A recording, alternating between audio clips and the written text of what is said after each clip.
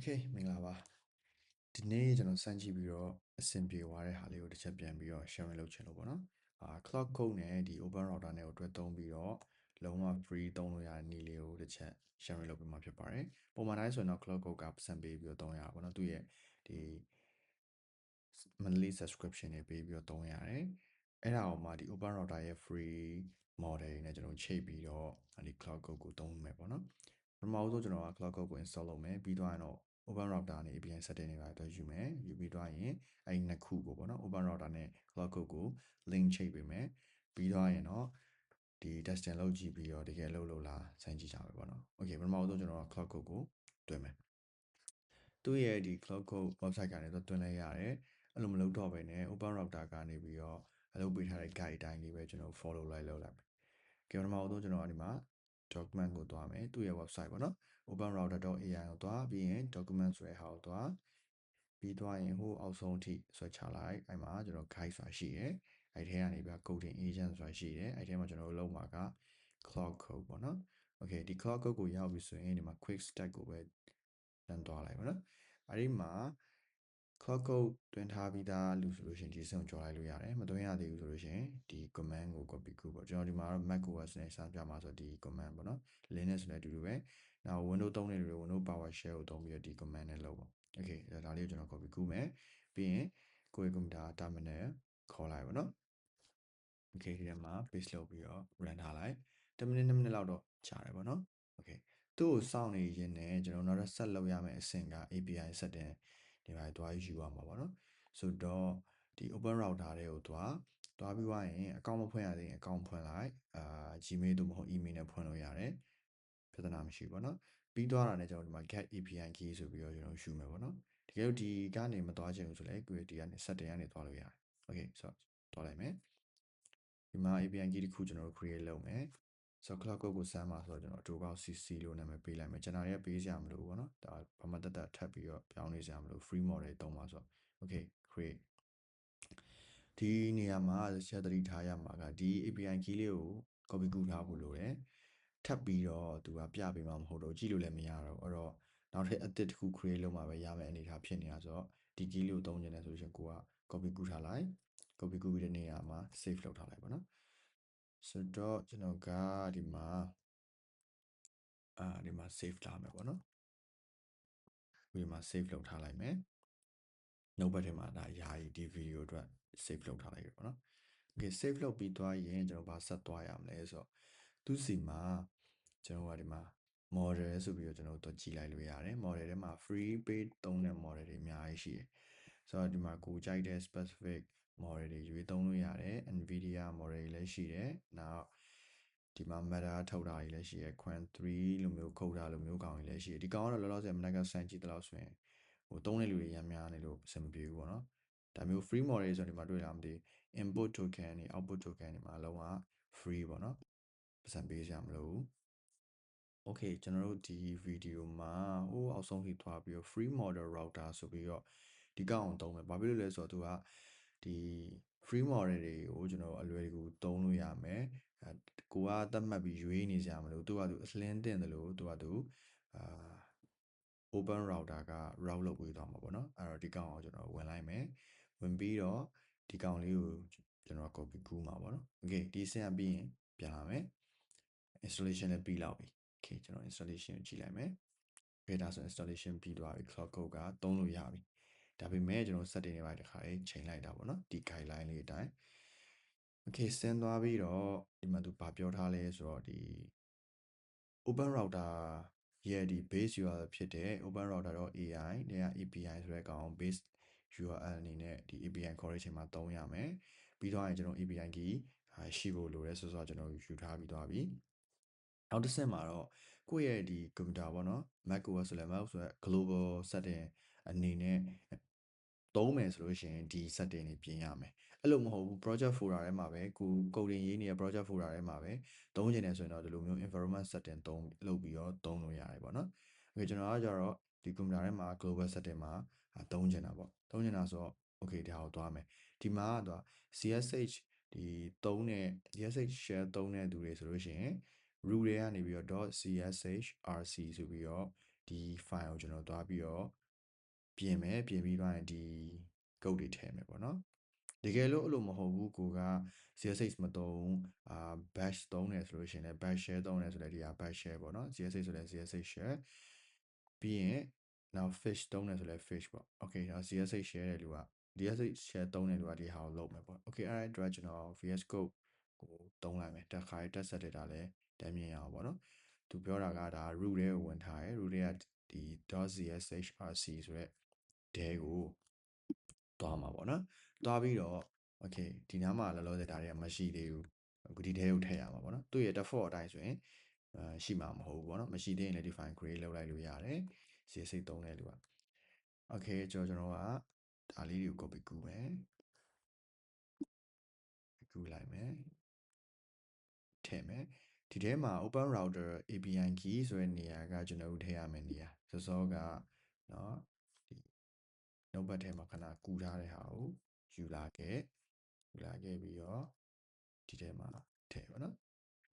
ပြီးသွားရင်သူ့ရဲ့ base URL ကစောကသူပြောသလိုပဲ open router AI နဲ့ API ဆိုတဲ့ဒီ link ကို base URL ကိုသုံးမယ်ဒါပေမဲ့သူရှေ့မှာတော့ဒီမှာသူ့ရဲ့ anthropic base URL ဆိုပြီးတော့အစားသွင်းပြီးတော့ကျွန်တော်ကသုံးပါပြောချင်တာတော့ bypass လုပ်တာပေါ့ပုံမှန်တိုင်းဆိုလို့ရှိရင်သူ့ရဲ့ model တွေဖြစ်တဲ့ built-in model တွေကိုပဲတွားညွှန်းမှာဆိုအဲ့ဟာကို open router API key နဲ့ bypass လုပ်တဲ့သဘောပဲဒီနားမှာတော့ကျွန်တော်လုံးဝ blank ပဲဘာမှထည့်စရာမလို open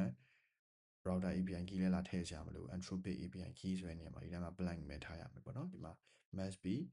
explicitly empty ပေါ့နော် okay ဒါပြီးသွားရင်ကျွန်တော်က save လုပ်လိုက်မယ် save လုပ်ပြီးတော့ထပ်ပြီးတော့သွားကြည့်မယ်ဆိုဘာဆက်ပြောလဲဆိုတော့သူဆိုရင်တော့သုံးလို့ရပြီပေါ့ okay ကျွန်တော်နေ့လည်ကစမ်းထားသလောက်ဆိုလို့ရှိရင်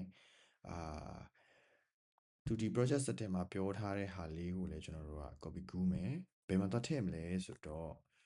ကျွန်တော်တို့ဒီမှာသွားကြည့်လိုက်ပါတော့ကြည့်လိုက်လို့ရှိရင် clock တွန်းထားပြီးသားဆိုလို့ရှိရင် root folder အောက်မှာ .clock ဆိုရဲဒီ folder လေးရှိနေပြီပေါ့နော်အဲ့ folder ထဲမှာကျွန်တော်တို့ file တစ်ခုသွား create လုပ်မယ် setting.json ပေါ့ setting မှာ s ပါမယ် setting.json ပြီးရင်စောအကောင် copy ကူးလာတဲ့ကောင်ထည့်လိုက်မယ်ဒီကောင် environment variable ကြီးညာတဲ့ပုံစံမျိုးပဲဒါပေမဲ့တကယ်ဒီ root folder အောက်ထဲမှာတော့ထည့်ထားပြီးတော့ထုံးစံအတိုင်းပဲကျွန်တော်ဒီမှာ API key ကို copy ကူးမယ်API key ကို copy ကူးပြီးတော့ဒီနားမှာထည့်မယ်စောကလုပ်တဲ့ဟာနဲ့သဘောတရားအတူတူပဲokay ဒီမှာထည့်မယ်ထည့်ပြီးသွားရင်နောက်တစ်ခုထပ်လုပ်ဖို့လိုတယ်ပေါ့နော်models ဆိုတာလေးကိုထည့်ဖို့လိုတယ်အဲ့ဒါကကြတော့ဥဒီမှာ anthropic copy ကူးထည့်ပြီးရင် underscore ပြီးရင် model အကြီးစလုံးနေနဲ့ပဲပြီးရင် full colon ပြီးရင်ဒီထဲမှာကျွန်တော်တို့ပြောချင်တာကတော့ဒီ base URL ကဒါဒီမှာ token ဆိုလို့ရှိရင်ဒီ token ဖြစ်မယ်ပြီးရင်ဒါသူ့ရဲ့ API key စောအတိုင်းပဲ blank ထားမယ်ဒီမှာတစ်ခုပို့သွားတာဆိုလို့ model ပဲပေါ့ဘာလို့ဒီကောင်လောက်တာလဲဆိုတော့ clock code တကယ်ခေါ်တဲ့အချိန်မှာကျွန်တော်ဒီ open router model တွေကိုသုံးလို့ရအောင်လို့ဆိုပြီးတော့ဒီကနေပြီးတော့တခါလေကြိုပြီး setup လုပ်ထားတဲ့သဘောပေါ့နော်ဒီကောင်က clock code မှာ custom model အနေနဲ့ပေါ်လာလိမ့်မယ် okay ဒီထဲမှာထည့်ရမယ့် test ကကျွန်တော်စောကစောင့်နေရင်လည်းပြောတဲ့ဟာလေးပေါ့ဒီကောင်လေး open router မြင်းဆောင် free ဆိုတဲ့ကောင်လေးကိုကျွန်တော်တို့ copy ကူးမယ်ပြီးရင်ဒီထဲကိုလာထည့် anthropic model ဒီထဲထည့်လိုက်ပြောချင်တာကတော့ဒီ base URL ကဒါဆိုတော့ဒီမှာ API key ကဒါဒီသူ့ရဲ့ API key ကို blank တိုင်းပဲထားပါတော့ဒါ token ကဒါပြီးရင်နောက်ထပ် model မှာဒါဆိုတော့သူနဲ့ဒီကောင်နဲ့ဘာပဲကွဲလဲဆိုတော့ဒီမှာ CSS ထဲမှာထည့်ရတဲ့ကောင် CSS ထဲမှာထည့်တဲ့ကောင်တွေကတခါတည်းဒါတွေစက်တက်လုပ်ထားတဲ့ထဲမှာ model မပါဘူးပေါ့နော် model နာမည်မပါဘူးဒီကောင်ကကြတော့ anthropic model ဆိုပြီးတော့ကျွန်တော်တို့လုပ်ချင်တဲ့ free model ကိုရွေးသုံးမယ်ဆိုတဲ့ဟာထည့်နှစ်ခုလုံးကို save လုပ်ပြီးရင်ပေးလိုက်ဒါလုပ်ထားပြီးသားပေါ့အဲ့တော့ပြောချင်တာကသူ့ရဲ့ guide ကိုကြည့်လုံးမယ်ဆိုလို့ရှိရင်เนาะ guide ကိုကြည့်လုံးမယ်ဆိုရင်နှစ်ခုရှိလိမ့်မယ် share profile ထဲမှာလုံးမယ်ဟာက .csh rc ဆိုတဲ့ config ထဲမှာဒီဟာတွေတော့ထည့် API key ထည့်ပြီးသွားတာနဲ့ကျွန်တော်ကဒီသူက project setting အကြောင်းပဲပြောတယ်ဆိုပေမဲ့တကယ်တမ်းကဒီ project setting တွေမှာမဟုတ်တော့ဘဲနဲ့ဒီ global ဒီ root folder ထဲမှာတွားပြီးတော့ ဒီကောင်လေးကိုကျွန်တော် copy ကူးတာပေါ့နော်ဒီပြောသလိုတော့ setting .local တွေပါမဟုတ်ဘူးကျွန်တော်တို့ကclock တွေက setting.json ဆိုတဲ့ဟာလေးနဲ့ပဲထားလိုက်တယ်ဒါကြောင့်စမ်းထားပြီးသားပေါ့ဒီနည်းနဲ့အဆင်ပြေတယ်ပေါ့နော် okay ဆိုတော့ဒါဆိုရင်ရပြီဆိုလို့ရှိရင်တော့သူကတော့စမ်းကြည့်လို့ရပြီပေါ့နော် clock ခေါ်ပြီးတော့စမ်းကြည့်လို့ရပြီလို့ပြောတယ် okay ဆိုတော့ကျွန်တော်တို့ဒီမှာစမ်းကြည့်မယ်ပေါ့နော်စမ်းကြည့်ဖို့အတွက် terminal ခေါ်မယ် okay ဒီထဲမှာ folder အသစ်တစ်ခုကျွန်တော် create လုပ်လိုက်မယ်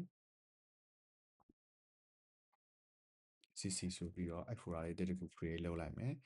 လုပ်ပြီးတော့လုပ်ပြီးတော့အခုဒီမှာဝင်ကြည့်မယ်ပေါ့နော်ဒါကျွန်တော်ရဲ့ root folder ကနေကျွန်တော်ရဲ့ဒီ user folder တွေကနေပြီးတော့ဒီမှာ cc ဆိုရဲfolder လေးတစ်ခု create လုပ်တယ် okay ဒီထဲမှာ clock ကိုခေါ်ကြည့်မယ် clock okay ဒါဆို clock ရဲ့ပထမဆုံး setup အနေနဲ့ပေါ်လာပြီပေါ့နော် thing တွေပါရွေးခိုင်းကျွန်တော် live mode ပဲရွေးလိုက်မယ်ပြီးသွားရင်တော့ဒါသူက warning တွေပါပေးတာပေါ့ okay ကျွန်တော်ဒီမှာဒီ cc ဆိုတဲ့ folder ကို trust လုပ်မယ်ပေါ့နော်လုပ်လိုက်လုပ်ပြီးသွားပြီဆိုလို့ရှိရင်ဒီမှာတစ်ချက်ကြည့်လိုက်ပေါ့နော်ဒီမှာဆို model ဆိုလို့ရှိရင်လည်းopen router ရဲ့ free model ကိုဖြစ်သွားပြီ okay ကျွန်တော်ဒီမှာဘယ် model ကိုစမ်းသုံးနေတာလဲဆိုတော့သိချင်လို့ရှိရင် model ဆိုပြီးတော့ /model နဲ့ကြည့်လိုက်ပုံမှန်တိုင်းဆိုရင်သူ့ရဲ့ဒီမှာသူပေးထားတဲ့ sonnet တို့ opus တို့ဆိုတဲ့ဟာပဲရှိမှာအဲ့ဒါဟာကိုကျွန်တော်ကဒီမှာ custom model ထပ်ထည့်လိုက်တာပေါ့နော် open router custom model ထပ်ထည့်လိုက်တယ်ထပ်ထည့်လိုက်တဲ့အတွက်ကြောင့်သုံးလို့ရပြီပေါ့ဒါဆိုလို့ရှိရင်သူ့ရဲ့ဒီဟာကို bypass လုပ်ပြီးတော့သုံးတဲ့သဘောမျိုးပဲပေါ့နော် okay ဒါဆိုလို့ရှိရင်ကျွန်တော်အဲ့လိုplan ပြီးတော့ဒီခေါ်ကြည့်လိုက်မယ်ပေါ့နော်ခေါ်ကြည့်လိုက်တဲ့အချိန်မှာသူ့ဘက်ကစကားပြန်လာရဲဆိုတော့ဒါဆိုအလုပ်လုပ်ပြီပေါ့ okay how can I assist you today ဆိုတော့ okay ဘယ် model နဲ့ပြန်လာတာလဲဆိုတဲ့ဟာကိုကျွန်တော်ပြန်ပြီး monitoring လုပ်မယ်ဆိုလို့ရှိရင်ချက်ကြည့်ကြည့်ရအောင်ချက်ကြည့်ကြည့်ရအောင်ဆိုတော့ကျွန်တော်ဒီမှာသွားမယ်ကိုယ့်ရဲ့ setting ကိုသွားကိုယ့်ရဲ့ဒီ user ကိုသွားပြီး activities ကိုတစ်ချက်သွားကြည့်လိုက်ဒါဆိုရင်ဒီမှာခေါ်နေပြီပေါ့နော်log တွေတွားကြည့်လိုက်လို့ရှိရင်လည်းအခုဒီမှာ12:20မှာ12:20မှာခေါ်ထားတယ်ဘယ်သူစီကနေခေါ်ထားလဲဒီ model ကနေပြီးတော့တစ်ဆင့်ပြန်လာပေးတာသူက automatically route လုပ်ပေးတာပေါ့နော် open router ကဒါ free model တွေကို route လုပ်ပေးတာ specific ကို model တွေသုံးချင်တယ်ဆိုလို့ရှိရင်လည်းသုံးလို့ရတယ်ဆိုတော့ပြောတဲ့ဤတိုင်းပဲ model ကိုသွားပြီးသွားရင်ဒီမှာ free ဆိုတဲ့ဟာနဲ့ရှာဥပမာဆိုပါစို့တဲမှာ free payment တစ်ခုစမ်းကြည့်ပါနော်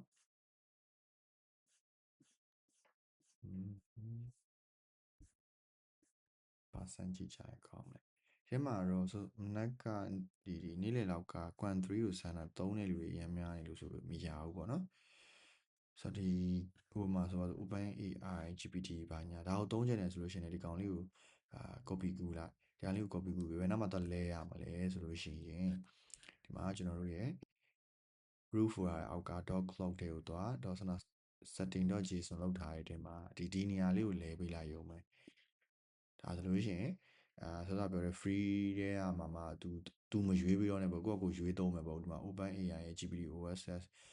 ဒီ 120B ဖြစ်တဲ့ဟာကို free version ကိုသုံးမယ်ဆိုပြီးတော့ရွေးပေးလိုက်ပြီးတော့ဒါကို save လုပ်ပြီးရတဲ့ဒီကောင်ကို restart ချပြီးတော့ log ကို exit ထွက်ပြီးရင်ဒီ terminal ပိတ် restart ချပြီးတော့ restart ဆိုတာဒီဟာကိုပိတ်ချလိုက်လို့ပြောတာအဲ့ဒါပြီးသွားရင်ပြန်ဆန်းလို့ရတယ်အခုတော့ဒီမှာတော့မဆန်းတော့ဘူးကျွန်တော် free model တွေပဲသုံးလိုက်မယ်ပေါ့နော်တော်တော် auto ရွေးပေးတာပဲသုံးလိုက်မယ် clock ဆိုတော့ဒါဆိုလို့ရှိရင်တော့ clock နဲ့ open router နဲ့ချိတ်ပြီးတော့လုံးဝ free သုံးလို့ရပြီပုံမှန်တိုင်းမဟုတ်ဘူးဆိုလို့ရှိရင်ဒီ clock ကသူ့ရဲ့ဟာကို subscription ဝယ်ခိုင်းတာပေါ့နော်ဆိုတော့အဲ့ဒါကို bypass လုပ်ပြီးတော့သုံးလိုက်တယ် okay ဆိုတော့ကျွန်တော်ဒီမှာတစ်ချက်လောက် testing စမ်းကြည့်အောင်ဆိုတော့ဒီ model လုံးလားမလုံးလားcreate a simple website to show population rate data visualization ပါတဲ့ web population တစ်ခု simple website တစ်ခု create လုပ်ပါလို့ပြောလိုက်မယ်နည်းနည်းတော့response ကတော့နည်းနည်းတော့စောင့်အောင်ပါပေါ့နော်ဒါဆိုသူစာပြီးတော့တရားလုပ်ဖို့အတွက်မေးပြီဒါဆိုလို့ရှိရင်တဲ့သူပြောတယ် ဒါနဲ့ပတ်သက်ပြီးတော့ဒီ CC နဲ့ပတ်သက်ပြီးဒီ CC ဆိုတဲ့ folder ပေါ့ဆိုတော့ကျွန်တော်လုပ်တဲ့ CC ဆိုတဲ့ folder နဲ့ပတ်သက်ပြီးတော့ထပ်ပြီးတော့မေးလာလို့ရှိရင်permission တွေတောင်းမှာလားဆိုတော့လောဆယ်မတောင်းတော့နဲ့လို့ပဲယူလိုက်တယ်ပေါ့30 second okay ပြီးရင်ချက်ဆောင်းလိုက်ပြောချင်တာကျွန်တော်ဒီ project folder ကGitHub repo ဆိုတဲ့ကနေပြီးတော့ဒီမှာ CC ဆိုတဲ့ folder ထဲမှာရွေးထားတာဆိုတော့လေ okay အဲ့ထဲမှာသူထပ်ပြီးတော့သူ scale တွေထပ်ထည့်ပြီးတော့ cloud code က open router နဲ့ချိတ်ဆက်ပြီးအလုပ်လုပ်နေပြီပေါ့နော် okay ဒါဆိုသူကဒီမှာ code ကရေးသွားပြီ I do want to create index.html and allow editing using this session ဒါဆိုလို့ရှိရင်ဒီသူ create လုပ်လိုက်တော့ဆိုပြီးတော့ဒုတိယတစ်ခုရွေးလိုက်မယ်ဒါဆိုဒီ CC ထဲမှာသူ create လုပ်မှာပေါ့နော်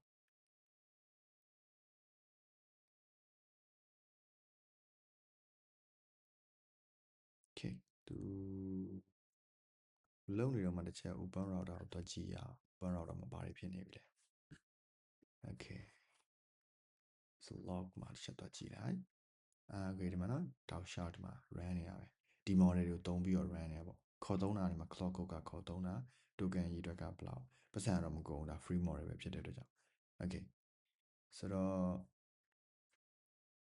ပြန်တွက်ကြည့်အောင်ဒါဆိုရင်သူဘာပြောလဲဆိုတော့create လုပ်ပြီးသွားပြီပေါ့နော်ဒီဟာတွေပါတယ်ပေါ့နော် go like to media edit any additional features open in the browser ဆိုတော့ဒီချက်ကြည့်မယ်PWD ဒါ ls ကြည့်ကြအဲ့ဒါသူပြော index.html ကတော့ရောက်နေပြီကျွန်တော်တို့တစ်ချက် open လုပ်ကြည့်အောင်ဒီကောင် okay population သူကတော့သုံးလို့ရတယ်လို့ပြောရတယ်ဒါပေမဲ့ဒီမှာဘာမှ data visualization ဘာမှမပါဘူး okay အဲ့တော့တစ်ချက်ပြန်ပြီးတော့ထပ်ပြီးနောက်ထပ် prompt အနေနဲ့ထပ်ပြီးတော့လုပ်လို့ရတယ် okay ဒါဆိုတော့လုပ်သွားပြီပေါ့နော်လိုရင်းကလုပ်သွားပြီသုံးလို့ရပြီဒီ cloud code နဲ့ open router နဲ့ချိန်ပြီးတော့သုံးလို့ရတယ်ဘယ်လို setup လုပ်ရမလဲဆိုတာလေးကို step by step ပြောပြသွားတာဖြစ်ပါတယ် okay အဲ့လောက်ပါပဲကျေးဇူးများတင်ပါတယ်